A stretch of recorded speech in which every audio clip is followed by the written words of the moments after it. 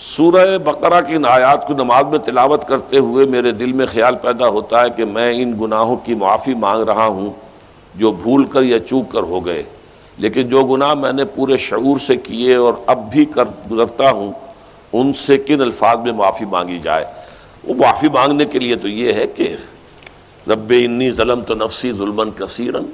جیسے حضرت آدم سے خطا ہوئی تھی اور حضرت حوا اور آدم نے دعا مانگی تھی ربنا ظلمنا انفسنا وان لم تغفر لنا وترحمنا لنکونن من الخاسرین، وہ دعائیں بھی قرآن مجید میں موجود ہیں۔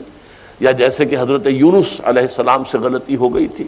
اللہ کی اجازت کے بغیر وہ اپنی قوم کو چھوڑ کر چلے گئے، تو انہوں نے جو تسبیح کی ہے، جو ہمارے ہاں جس کی تسبیح بھی کی جاتی ہے اور اس کا آیت کریمہ کا جو ہے ورد کیا جاتا ہے، بلکہ وہ بھی اصل میں قلب کی گہرائیوں اور شعور کے ساتھ جو اگر ادا کی جائے تو بہت لا الہ الا انت سبحانک انی کنت من الظالمین،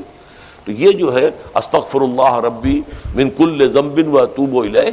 یہ بھی ہے۔ تو مختلف ہے اس کے لیے کہ جو قرآن مجید میں بھی آئی ہے اور احادیث میں بھی۔ البتہ توبہ کے بارے میں چونکہ ذکر آج ہوا ہے اور آپ نے سوال بھی کیا ہے، تو یہ بات واضح ہو جانی چاہیے، توبہ کی 3 شرطیں ہیں صحیح توبہ ہونے کی، اور یہ 3 شرطیں ہیں حقوق اللہ میں جو گناہ ہوا ہے اس کے ضمن میں۔ حقوق العباد میں ہوا ہے تو 4تھی شرط اور ہے۔ وہ 3 شرطیں کیا ہیں؟ گناہ پر حقیقی پشیمانی ہو، دل میں شرمندگی ہو، تعسف ہو کہ یہ کام میں نے کیوں کیا یا کیوں کرتا رہا اب تک، اور نمبر 2 عزم مصمم ہو کہ آئندہ ہرگز نہیں کروں گا، اور نمبر 3 اس کو چھوڑ دے بالفعل،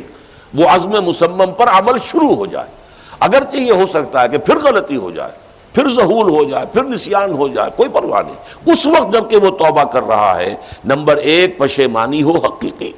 نمبر 2 عزم مصمم ہو کہ دوبارہ ارتکاب نہیں کروں گا، نمبر 3 بالفعل اس کام کو چھوڑ دے۔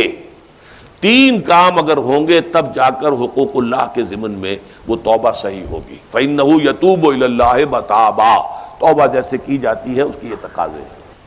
اگر تلافی کر سکتے تلافی کیجئے، کسی کا مال ہڑپ کر لیا تھا واپس کر دیجئے، اس کے بغیر معافی نہیں ہوگی۔ اگر وہ فوت ہو چکا ہے، واپسی ممکن بھی نہیں ہے، تو ٹھیک ہے، اللہ تعالیٰ کے ہاں جو ہے وہ اس کا آپ کی نیکیاں اس کے حوالے کر دی جائیں گی۔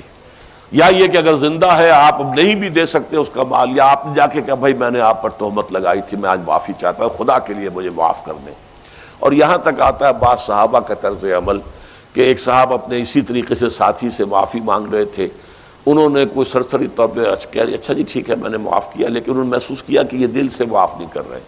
وہ زمین پر لیٹ گئے اور اپنا گال ایک جو ہے زمین پر ٹکا کر دوسرے کا، اس پر میرا اپنا پاؤں میرے دوسرے گال پر رکھو تو مجھے یقین ہوگا کہ تم نے واقعی مجھے معاف کیا ہے۔ تو یہ کیفیت تو اس انسان کی ہوگی نا جسے واقعتاً محاسبہ اخروی کا احساس ہو